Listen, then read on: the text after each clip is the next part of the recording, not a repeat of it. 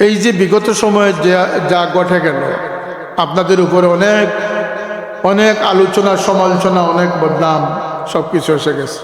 চাইলে তো আপনারা প্রতিটি অক্ষরে অক্ষরে প্রতিটির জবাব আপনারা দেওয়ার সময় আপনাদের সামনে ছিল, কিন্তু এগুলি করবেন না, আমি না করিস। কারণ আমরা কোনো মানুষের দুর্বলতার সুযোগ সন্ধানী নয়, আমরা কোনো মানুষকে ক্ষুধাদানকারী নয়। যেগুলো ইসলাম গ্রহণ করে নাই সেই পথে আমরা পা বাড়াবো না। আমরা আল্লাহ নবীর উসওয়ার উপরে আমরা কায়েম থাকতে চাই। এই সিলসিলার নাম হচ্ছে সিলসিলায়ে ফুলতুলি।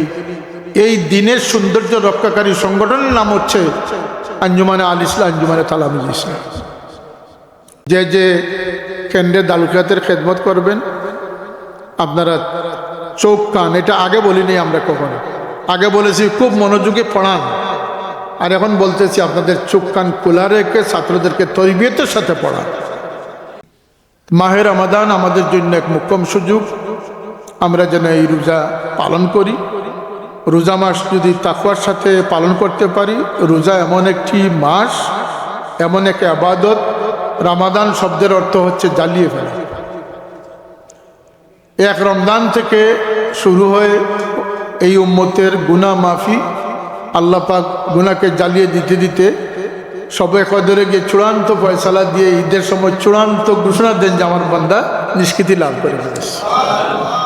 একটি উদাহরণ আমি আপনাদের সামনে দেই। আল্লাহ নবীর সহবতে সাহাবায়ে কেরাম কিভাবে আলোকিত জীবন লাভ করেছিলেন। হযরত আমিরুল মুমিনিন সাইয়েদনা ওমর ইবনুল খাত্তাব রাদিয়াল্লাহু তাআলা আনহু সিংহাসনে অধিষ্ঠ। তিনি রাজ সিংহাসনে বসা। খলিফাতুল মুসলিমিন একজন হত্যাকারীকে ধরে আনা হল। যিনি মকতুল হয়েছেন তার সন্তান তাকে ধরে নিয়ে এসেছেন যে আমার বাবাকে তিনি হত্যা করেছেন। দরবারের মানুষ নিশ্চুপ, তিনিও স্বীকার করলেন যে আমিরুল মুমিনিন ওনার বাবা আমার হাতেই মৃত্যুবরণ করেছে। তার মানে এখানে কোনো সাক্ষীরও আর প্রয়োজন নেই। ওমর রাদিয়াল্লাহু আনহু বড় করুণভাবে এই ব্যক্তির দিকে তাকাচ্ছেন। তখন এই ব্যক্তি বললেন যে আমিরুল মুমিনিন, আমি এই অঞ্চলের লোক না, আমি বিনদেশী মানুষ। আমি আপনার কাছে 3 দিনের একটা মুহলত চাচ্ছি, আমাকে আপনি 3 দিনের জন্য ছুটি দেন। 3 দিন পরে আপনার আদালতে এসে আমি হাজির হই। এমন আজগুবি কথা শুনে ওমর রাদিয়াল্লাহু আনহু চিন্তায় পড়ে গেছেন যে একজন মার্ডারার, হত্যাকারীকে কিভাবে জামিন দেওয়া যায়, তাও আজনবী অপরিচিত লোক। কথা ঠিক না? একজন মার্ডারার যখন সে মুক্তি লাভ করবে, সে চলে যাবে, সে আর তো ফিরত আসবে না, এটাই স্বাভাবিক। কিন্তু সাইয়েদনা ওমর রাদিয়াল্লাহু তাআলা আনহু তিনি উলুল আমর ছিলেন, আল্লাহ পাকের খাস বান্দা ছিলেন। তার অন্তরের মধ্যে একটি ইলহাম আসলো যে আমি এই ব্যক্তিকে যদি স্পষ্ট না করি তাহলে আমার নবীর বানানো এই বাগানের শানের খেলাফ হবে। তিনি বললেন যে আপনাকে আমি মুহলত দিতে পারি, আপনি কি জন্য মুহলত নেবেন সেটা বলেন। উনি বললেন যে আমার একজন বন্ধু অত্যন্ত মূল্যবান কিছু আমানত আমার কাছে সংরক্ষিত আছে, সেটা আমি ছাড়া আর কোনো মানুষ জানে না। আমাকে 3 দিনের জন্য যদি আপনি ছুটি দেন তাহলে 3 দিনের মধ্যে আমি ওই জায়গায় গিয়ে তার আমানতটা তার হাতে সুপুর্দ করে আবার আমি ফিরত আসবো। ওমর রাদিয়াল্লাহু আনহু বললেন যে ঠিক আছে, যদি তোমার কোনো জামানত কেউ নিতে পারে, তোমার যদি কোনো জামিনদার তৈরি হয় তাহলে তোমাকে আমি মুক্তি দিতে পারি। সে সমস্ত মজলিসের দিকে এইভাবে তাকাচ্ছে, তাকে তো কেউ চিনে না, জামানত দিতেও পারে না। ইতিমধ্যে হযরত আবু যর গিফারি রাদিয়াল্লাহু আল্লাহর নবীর এক সাহাবী, তিনি দাঁড়িয়ে বললেন যে আমিরুল মুমিনিন, আমি ওই ব্যক্তির জামানত নিলাম, আপনি তাকে মুক্তি দেন। সে তার গুড়া নিয়ে চলে গেল। সব মানুষ তাকে বলল যে আপনি তো বড় ভুল কাজ করেছেন, আপনি একজন মার্ডারারের জামিন নিয়েছেন। তিনি বলেন আল্লাহ যা করে হবে। 3 দিন পরে আবার যখন বিচার কার্য শুরু হলো, বিবাদী অনুপস্থিত। সবাই বলতেছে সে আর আসবে না, আসার কথা না, তো সে আসলে তো তার মৃত্যুদণ্ড আছে। কিছুক্ষণ পরে দেখা গেল যে দুলা উড়িয়ে একটা গুড়া আসতেছে, চাইতে চাইতে দেখা গেল ওই ব্যক্তি এসে উপস্থিত হয়েছে। আমিরুল মুমিনিন খুব তাজ্জুব হলেন, তো বললেন যে ঠিক আছে, বিচার কার্য পরে হবে, আগে আমি জানতে চাই তুমি একজন মার্ডারার হয়ে কিভাবে আবার তোমার তুমি তোমার প্রাণ নিয়ে ফিরে আসলে। আর আবু যর, তুমি কোন সাহসে একজন অপরিচিত লোককে তুমি জামানত দিলে? এই দুইটা বিষয়ের মধ্যে আমাদের জীবনের শিক্ষা রয়েছে। কথাটি অত্যন্ত সহজভাবে আমি বলতেছি, কিন্তু আহলে সুন্নতের দাবিদার, সিলসিলার দাবিদার আমরা যারা বুনিয়ানুম মারসুস সীসাজালা প্রাচীর হয়ে আমরা ইসলামকে রক্ষা করার চেষ্টা করতেছি, আমরা ইসলামের মাথায় কাঁঠাল ভাঙি না, আমরা ইসলামকে প্রোটেকশন দেওয়ার চেষ্টা করি, আমরা ইসলামকে প্রকৃত দ্বারায় রাখার চেষ্টা করি। আমাদের জন্য ইবরত হাসিলের একটা ঘটনা।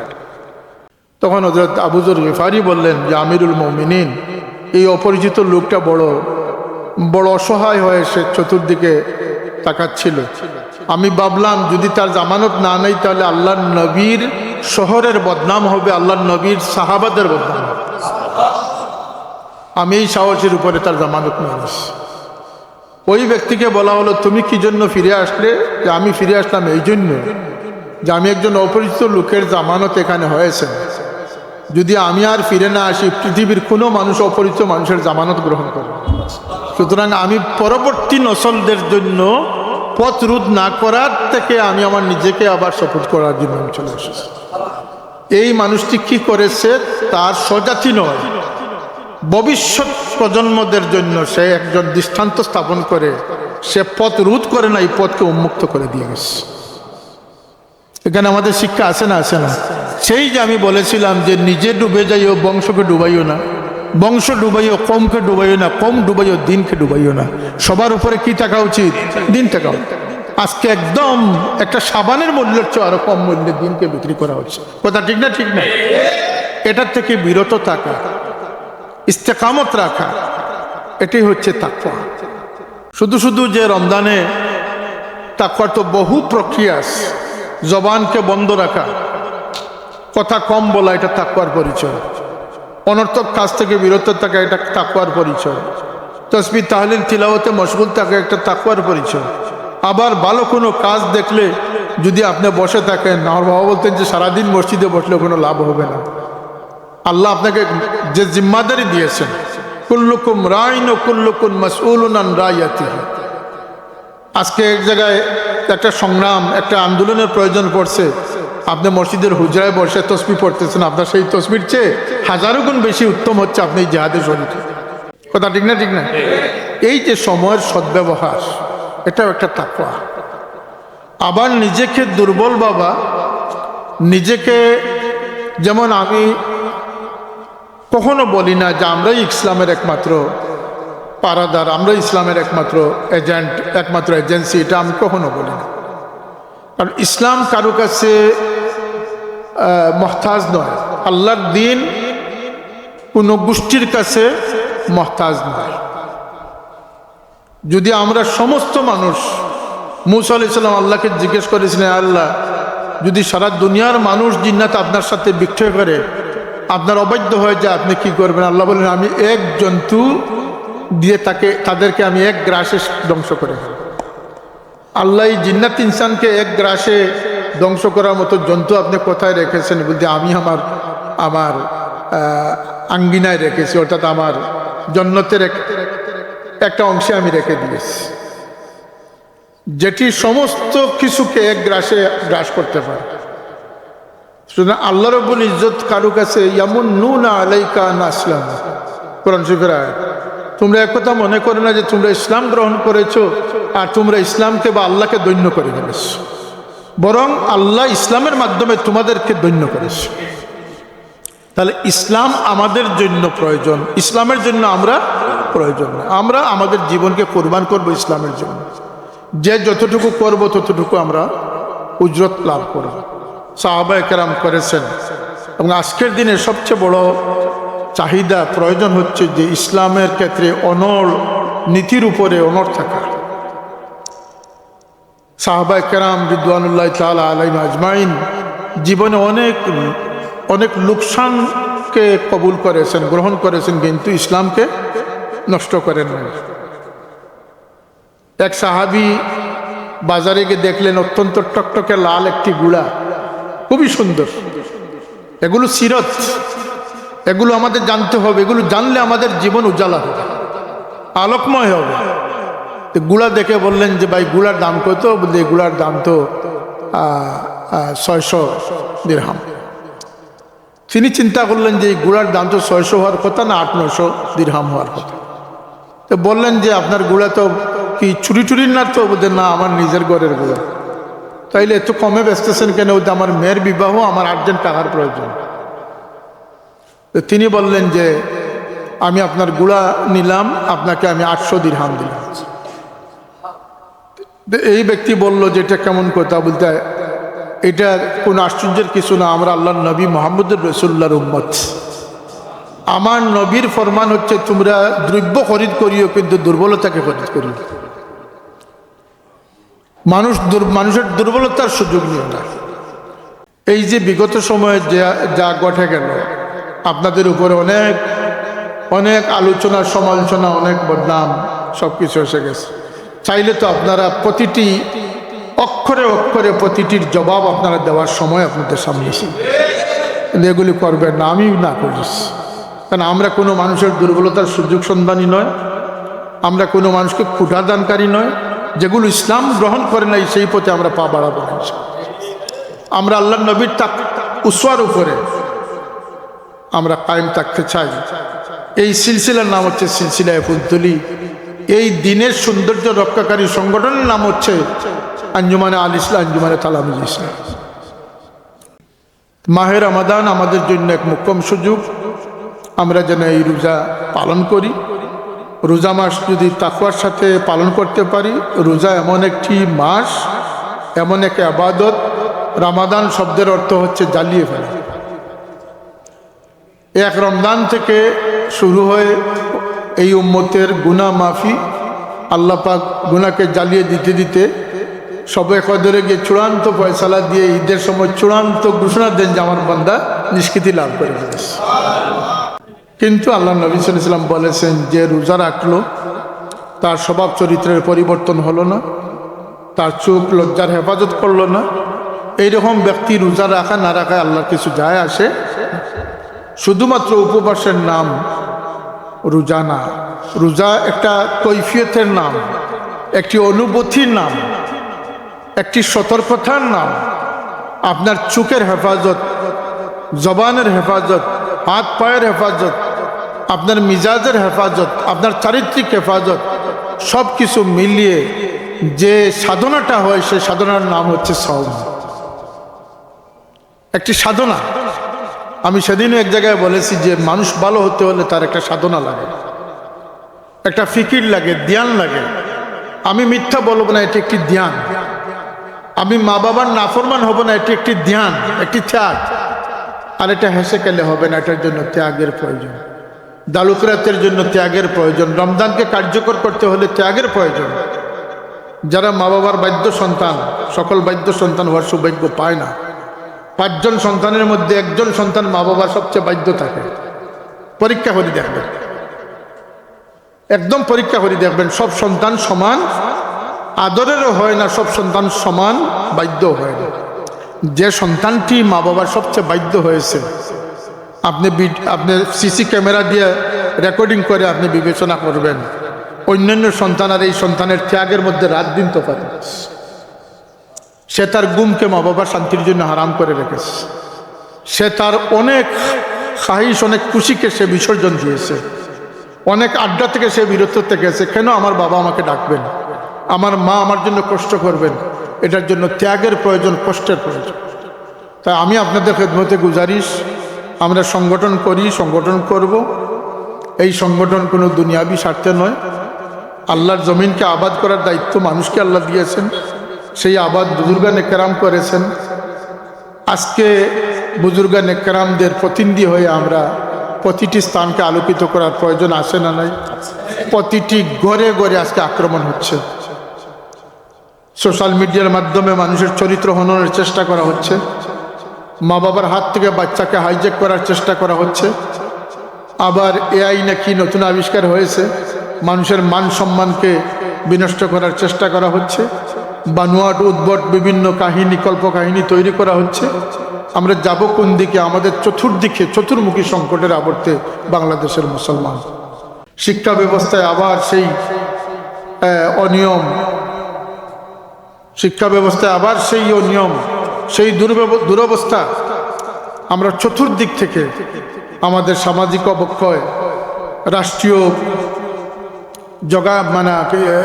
আপনার অশৃঙ্খলা, স্থিতিশীলতার অভাব সব মিলিয়ে আমরা কিন্তু যে সময়টা অতিক্রম করতেছি, একটা মুহূর্ত আমাদের একটা বছর গণনার সমান হয়ে যাচ্ছে।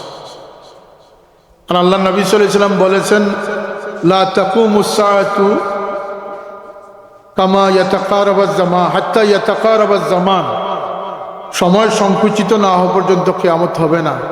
আল্লাহ নবী বলেছেন যে কিয়ামতের আগে তোমরা বছরকে মাস দিয়ে গণবে, মাসকে সপ্তাহ দিয়ে গণবে, সপ্তাহকে দিন দিয়ে গণবে, দিনকে মুহূর্ত দিয়ে গণবে। এই সময় এসে গেছে। 3 দিনের মাথায় শুক্রবার চলে আসে, কথা ঠিক না? ঠিক না? এক জুমা থেকে আরেক জুমা বরকত আছে না? বরকত চলে গেছে? বরকত নাই। মনে হয় 3 দিন আগে জুমা গেছে, আবার জুমা চলে এসেছে। এটি আল্লাহ নবী সেই হাদিস। খাদ্যদ্রব্য থেকে স্বাদ উঠে যাবে, মানুষের মধ্যে আদব লেহাজ উঠে যাবে, ছোট বড় ভেদাভেদ উঠে যাবে, জায়েজ না জায়েজের তমিজ উঠে যাবে, হারাম হালালের তমিজ উঠে যাবে। এগুলো হচ্ছে কিয়ামতের পূর্বাভাস। কথা বলেন, এগুলো হচ্ছে কিয়ামতের পূর্বাভাস। রোজাকে মানুষ কষ্টের বিষয় মনে করবে, বোঝা মনে করবে। ওয়াল আমানাতু মাগনামা ওয়াজ যাকাতু মাগরামা, আমানতকে মানুষ হড়প করবে, খেয়ানতের সাথে এটাকে পালন করবে, আর জাকাতকে মানুষ বুঝ মনে করবে। এই সময় এসে গেছে। সুতরাং এই সময়টাকে বদলাবার জন্য, এই শয়তানের আক্রমণটাকে বিজয়ী না করে আল্লাহর সন্তুষ্টির পথকে উন্মুক্ত করে রাখার দায়িত্ব হচ্ছে আঞ্জুমান আল ইসলাহ তালাবুল ইসলাম। এই লক্ষ্যে আপনারা যে যে কেন্দ্রে দালুকিয়াতের খেদমত করবেন, আপনারা চোখ কান, এটা আগে বলিনি আমরা কখনো। আগে বলেছি খুব মনোযোগে পড়ান, আর এখন বলতেছি আপনাদের চোখ কান খোলা রেখে ছাত্রদেরকে তরবিয়তের সাথে পড়ান। কারণ আপনার ছাত্র যদি খারিজি ওহাবি হয়ে যায়, আপনার ছাত্র যদি ইসলামকে বিক্রিকারী হয়ে যায়, তো এর চেয়ে বড় দুর্ভাগ্য আপনার আর কিছু হতে পারে। এই জন্য আপনি আপনার সমাজকে, আপনার গণ্ডিকে আপনি নিরাপত্তা দান করুন। মা বাবার সন্তানকে মা বাবার খুলে ফিরিয়ে দেন। বাবার সাথে সন্তান মসজিদে যায় না, তার মসজিদ আরেকটি হয়ে গেছে। হ্যাঁ, সে 20 টাকাতের তারাবির মসজিদে যেতে চায় না, সে 8 টাকাতের তারাবির মসজিদে যায়। এমন বাবা সন্তান আছে না আমাদের সমাজে? এই যে বিভ্রান্তি, এই যে হাইজ্যাক, এটা থেকে মানুষকে পরিত্রাণ দেওয়া আমাদের দায়িত্ব আছে না? আছে না? আউলিয়া কেরাম যারা ইসলামের জন্য কুরবানি দিয়েছেন, ইসলাম থেকে নেওয়ার চেয়ে তারা ইসলামের জন্য করেছেন বেশি। আমরা আমাদের জীবনকে উজালা বা শানিত করতে হলে মনে রাখতে হবে যে আমরা দালুকেরাতের খেদমত হোক, সাংগঠনিক খেদমত হোক, আমরা নেওয়ার চেয়ে আমাদের দেওয়ার পরিমাণটাও যেন বেশি। ইয়াদুল উলিয়া খায়রুম মিন ইয়াদুস সুফলা, আল্লাহ নবী সাল্লাল্লাহু আলাইহি ওয়াসাল্লাম বলতেছেন, ইয়াদুল উলিয়া খায়রুম মিন ইয়াদুস সুফলা, নিচের হাত থেকে উপরের হাতটি হচ্ছে উত্তম। আল্লাহ যেন আমাদেরকে সেই তৌফিক দান করেন। অনেক মানুষ আজকের পরিস্থিতি হচ্ছে আনিস নিস দিস না, শুধু নিতেই রাজি, দিতে রাজি না। এটা তরিকত তসৌফের কোনো বিষয় নয়, এটি হচ্ছে বন্ডামির বিষয়, এটি হচ্ছে মানুষের মাথায় কাঁঠাল ভাঙ্গার বিষয়। তাই আমি অত্যন্ত আনন্দিত, আমার আত্মতৃপ্তি লাগতেছে যে একদিনের নোটিশে আমার আত্মার আত্মীয়রা এবং প্রায় সকল চেহারাই আমার কাছে পরিচিত। আপনারা যে এই মহব্বত নিয়ে এখানে উপস্থিত হয়েছেন, আপনাদের এই উপস্থিতি আল্লাহর দরবারে কবুল হোক। আমরা যেন পরস্পরকে আল্লাহর ওয়াস্তে মহব্বত করতে পারি, বুজুর্গানে কেরামদের পথে যেন আমরা টিকে থাকতে পারি। আল্লাহ সেই তৌফিক আমাদেরকে দান করুন। আপনারা সম্মিলিত উদ্যোগ নিয়ে অনাচার, জুলুম, অন্যায়ের প্রতিবাদ করার শক্তিশালী কর্মতৎপরতা, শক্তিশালী ঐক্য গড়ে তুলুন। হবিগঞ্জ আহলে সুন্নতুল জামাতের তরিকার পন্থীদের একটি শক্ত গাঁঠি হোক, সেই আশাবাদ ব্যক্ত করে আপনাদের প্রচেষ্টা আল্লাহ দরবারে কবুল হোক, সেই দোয়া করে আমার কথা এখানে শেষ করছি। ও আখিরু দাওয়ানা আলহামদুলিল্লাহি রাব্বিল আলামিন। আসসালামু আলাইকুম। اللهم آمين. الحمد لله رب العالمين والصلاة والسلام على سيد المرسلين وعلى آله وصحبه. اللهم اجعل جمعنا هذا جمعا سعيدا طيبا واجعل تفرقنا تفرقا ومن كل سيئات معصوما. আল্লাহ আমরা এই জমাওয়ারে তুমি কবুল ফরমাও। আল্লাহ তোমার ওয়াস্তে বানাই দাও মৌলা। ইয়া আল্লাহ আমরা বড় অসহায় বড় দুর্বল উম্মত হল জমা হয়েছি মৌলা। আমরা দুর্বল হল লাগি পাক মদিনার দুয়ার খুলি দেও। আপনার হাবিবর নুরানি নিগাহ দিয়া আমরা জিন্দগির রোশন করে দাও। ইয়া আল্লাহ এই কাফেলার মানুষ হলরে পাক মদিনাত নিও। আল্লাহ করার মহতাজির থেকে হেফাজত ফরমাও। যার যে মুশকিল হল আছে আসান করে দাও। রুজি রুটির মাঝে বরকত নায়েত ফরমাও। আল্লাহ খাস করি বাচ্চেন নিয়ে যারা পরিশানিতে আছেন বাচ্চেন তোর পরিশানি থেকে হেফাজত ফরমাও। অনেকের কলবি জিসমি বহুত বেমার হল আছে আল্লাহ শিফা নাইয়ত ফরমাও। আল্লাহ আমার পীর ও মুর্শিদের বহুত মায়াত মানুষ হল বার্ধক্য উপনীত হইয়া আল্লাহ তুমি তনে মনে আরাম দিয়া শান্তি দিয়া ইজ্জতর জিন্দগি কামিয়াবর জিন্দগি নসিব ভরি দাও। আল্লাহ আনেওয়ালা রমদানুল মুবারক আল্লাহ আমরা লাগিয়ে বাইশে নাজাত বানাই দাও। রমদান শরীফের হক আদায় করবার তৌফিক দাও। আল্লাহ দারুল খিয়াতের খিদমতরে কবুল ফরমাও। আমার ছাত্র ভাই এখলোর সংগঠন তালামিজি ইসলামের কবুল ফরমাও। আঞ্জুমান আল ইসলারে কবুল ফরমাও। আল্লাহ দুনিয়াতে তোমার নেক বান্দা ওগুলোর সিলসিলাতে আমরা রাখিও। আসরও তারা সঙ্গী বানাইয়া আমরা উঠাইও। দুনিয়াদার দুষ্ট চক্র মানুষ থেকে আমরা হেফাজত ফরমাও।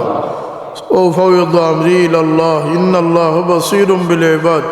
সুবহান রাব্বিকা রাব্বিল ইজ্জাতি আম্মা ইয়াসিফুন। আল্লাহ আমরা রে মাফ করে দাও। আমরা মুর্দেগান হলরে মাফ করে দাও। আল্লাহুম্মা ইগফির লানা ওয়া লিওয়ালিদাইনা রাব্বিরহামহুমা কামা রাব্বায়ানি সগীরা। সুবহান রাব্বিকা রাব্বিল ইজ্জাতি আম্মা ইয়াসিফুন। আল্লাহ এই মজলিস থেকে আমরা কোনো সাইল বিকারি খালিয়াতে বিদায় করি। আল্লাহ আপনার হাবিবর নিগাহ করম দিয়ে আমরা জিন্দগির উজালা করে দাও। আমরা মৌতর সময় কালমা নসিব হরিও। খাতমা বিল খায়র নসিব হরিও। আর যদি ভাগ্য জুটে আপনার হাবিবর দিদার নসিব হরি দিও।